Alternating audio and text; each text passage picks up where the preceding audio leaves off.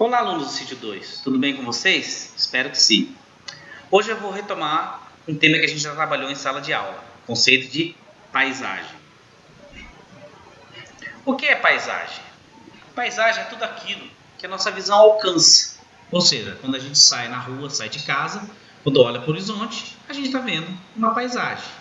Aqui dois exemplos. O primeiro, de uma praia, uma paisagem de uma praia, o mar, a areia, ao fundo a mata, algumas casas é possível notar nessa paisagem da praia. O 2, uma paisagem urbana. A gente está vendo uma cidade. Vocês conseguem saber que cidade é essa? Taubaté, né, gente? Aqui é a visão de quem já foi ao Cristo, né? Ao fundo da Serra da Mantiqueira e a cidade de Taubaté. Toda paisagem é constituída de elementos, sejam eles elementos naturais, ou seja, aqueles que foram formados pela natureza. O que é um elemento natural? Um rio, uma cachoeira, um morro, uma mata, né? Isso são elementos naturais. Ou elementos culturais humanizados, frutos da ação antrópica, aqueles construídos, produzidos pelo ser humano. Na imagem 1, temos um hotel fazenda na Serra da Mantiqueira. Nessa parte aqui, nós temos um elemento natural, morro com mata, né, vegetativa nativa. O restante praticamente é fruto da ação humana, a começar pelos prédios, né, edifícios que fazem parte do hotel, as margens desse lago, todos esse gramadinho também fruto da ação humana, e parece que não, mas essa parte aqui é uma plantação de eucalipto, que foi feita por quem? Pelo homem. Se foi feita pelo homem, né, pelo ser humano, ele é um elemento cultural. E é o que mostra também a imagem 2. Né? Esse é o projeto do professor Anderson aí no Sítio 2, em que ele plantou árvores, né, na escola. Isso é um elemento humanizado. Né? Essa árvore foi plantada pelo ser humano. Agora eu vou falar um pouquinho sobre paisagem natural. O que é uma paisagem natural? É aquele que predomina elementos naturais, com ausência de elementos humanizados ou culturais.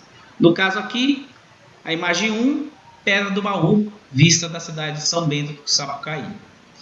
E a imagem 2 é o rio Paraitinga, um dos formadores do rio Paraíba. Né? O rio Paraitinga com a sua mata ciliar em volta, uma paisagem natural. Agora a gente tem uma paisagem cultural humanizada, ou seja, tudo que você está vendo nessa paisagem aí é fruto da ação humana. Inclusive as árvores, né, que fazem parte da praça do Obelisco. Mais à esquerda aqui a gente tem o Parque do Ibirapuera e ao fundo, o que é mais óbvio, um mar de prédios, né, que constitui a cidade de São Paulo. Né? O campo de futebol aqui também, né, uma paisagem antrópica. Né? Então, tudo isso que você está vendo é uma paisagem cultural humanizada. Né? Ou seja, quando a gente está na cidade, a gente está vendo o quê? Estamos vendo paisagens culturais. E a paisagem? Ela se transforma ao longo do tempo? Sim, ela vai sendo modificada, seja por processos históricos, né, por ação do ser humano, ou mesmo da natureza. Nesse caso, a gente está vendo um processo histórico, o ser humano modificando a paisagem, né, ao longo da sua existência. Aqui, que lugar é esse? É a Praça Santa Terezinha.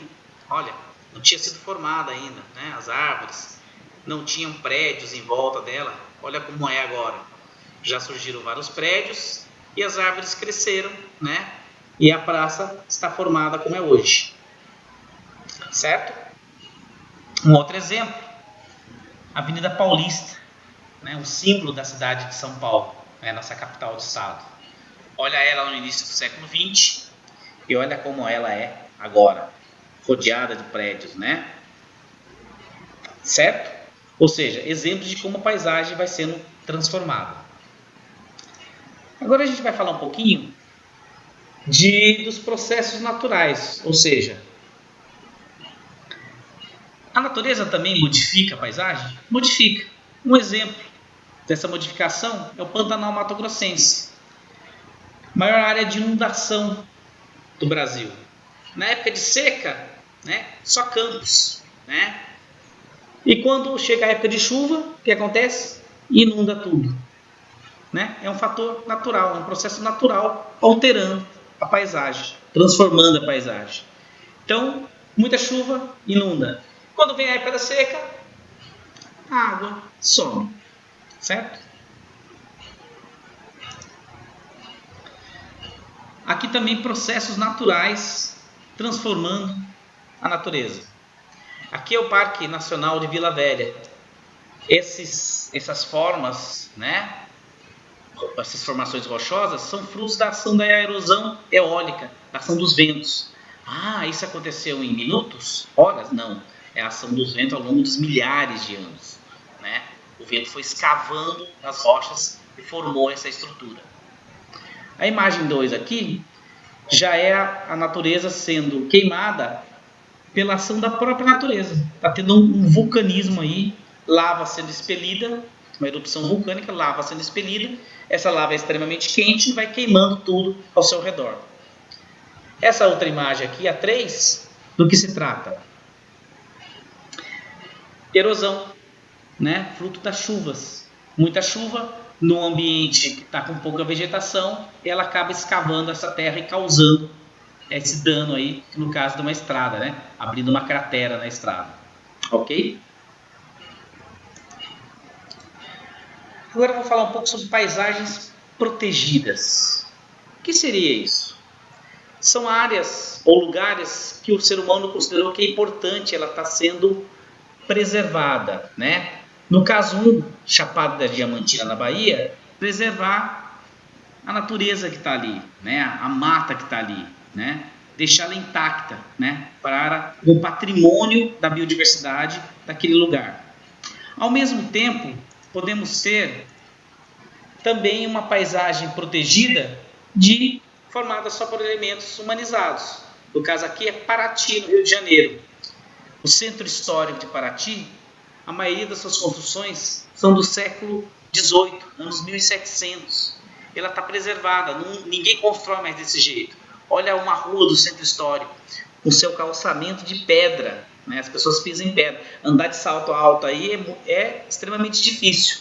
Essas construções, quase todas são do século XVIII e foram consideradas importantes como referencial histórico, né? Então é patrimônio da humanidade até, né? Paraty é uma paisagem protegida. Por fim, eu vou falar um pouco de paisagens degradadas, que são paisagens que estão sofrendo alguma ação, seja da natureza, ou seja, pelo ser humano, que estão depreciando, estão estragando, né, o ambiente. No caso 1, área de mineração. Ao fundo dá para ver você que tem uma cidade. E olha só o que foi feito, né? Se escavou todo esse tanto de terra para tirar o minério e deixou esse buraco enorme, sujo e feio. O 2 foi posto fogo, agora ação humana, né? Para derrubar uma floresta, para transformá-la em pasto, né? Então estamos detonando, né? Acabando com uma floresta para transformar para pasto. E aqui, essa imagem de baixo, que é a imagem 3, é ação fruto de um terremoto que atingiu a Itália em 2016 e destruiu várias vilas, né? Veio abaixo toda a construção feita pelo ser humano. Isso aí é uma paisagem degradada por fatores naturais, ou um processo natural. Por fim, o caso de Brumadinho, 2019, aqui uma vista aérea, né? Uma foto do Google, mostrando, aqui era a barragem à esquerda, né? E depois que ela estourou, olha o mar de lama que ela provocou, né? Toda essa parte amarela praticamente virou lama, né? Detonando o ambiente, né? Todo o lugar ali, não só ali, né? A jusante do rio também todo foi destruído, ou pelo menos poluído. E por fim eu queria falar que, por menor que seja a nossa ação, aqui na figura 3, por menor que seja, a gente pode estar degradando o ambiente. Olha só a quantidade de garrafa PET. Isso foi fruto de uma pessoa? Não. Cada pessoa jogou uma garrafa PET, despejou em qualquer lugar. Veio as chuvas, carregou e despejou tudo isso aonde? As chuvas levam tudo isso para o rio. Né? O rio Tietê tem vários trechos que é só o mar e garrafa PET. Por que isso? Porque as pessoas não percebem que pequenos atos podem estar alterando o meio ambiente. Podem estar não, alteram o meio ambiente. Cada um que joga uma garrafa PET vai acumular tudo isso no rio. Tá? E por hoje era só o que eu queria falar nessa videoaula. E se vocês estão me vendo aí triplicado na tela, é porque vocês precisam estudar mais um pouquinho, tá bom? Até mais!